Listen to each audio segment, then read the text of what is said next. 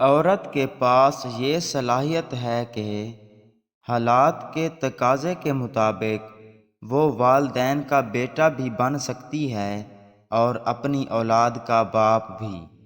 عورت کی عزت کرو، کیونکہ قرآن نے خود عورت کو اپنی پسند ناپسند ظاہر کرنے کا پورا حق دیا ہے۔ مرد کا گناہ وقت کے تالاب میں کنکر کی طرح ڈوب جاتا ہے، جبکہ عورت کا گناہ ساری عمر کنول کے پھول کی مانند سطح آب پر رہتا ہے۔ بس یہی ایک سچ ہے۔ یہ سچ ہے کہ عورت میں درد سہنے کی عادت ہے، مگر اس کا یہ مطلب بھی نہیں کہ وہ درد دیے جانے کی مستحق ہے۔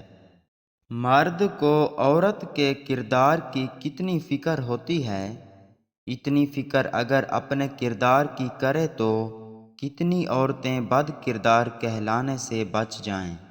عورت کو عزت کی نگاہ سے دیکھا کرو، تم اسی کے ذریعے دنیا میں آئے ہو۔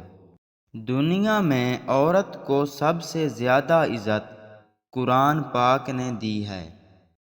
عورت کی محبت کا کوئی ثانی نہیں، مرد کی خوشی کے لیے اپنی خواہشات اور عادات بھی مرد کی پسند کے مطابق کر لیتی ہے۔ کبھی ایسی عورت سے ناطہ نہ توڑو جو تمہاری بہت سی خامیوں کو جانتی ہو اور پھر بھی تم سے پیار کرتی ہے۔ عورت کو بس پیار والی زبان سمجھ آتی ہے۔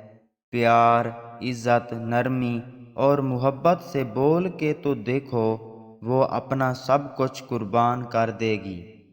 ایک عورت جو اپنے دل کو پھر سے محبت کے لیے کھول دے جبکہ اس کا دل ٹوٹ چکا ہو، یقین جانو اس جیسی بہادر عورت کوئی ہو ہی نہیں سکتی۔ ایک خوبصورت اور باکمال عورت وہ ہے جس سے آپ دنیا کے ہر موضوع پہ بات کر سکیں، لیکن اسے اپنی حدود معلوم ہو اور آپ کو وہ حدود بتانے کی ہمت رکھتی ہو۔ پھر اس کے علاوہ کوئی چارہ نہیں رہ جاتا کہ آپ صرف اور صرف اس کی عزت کریں۔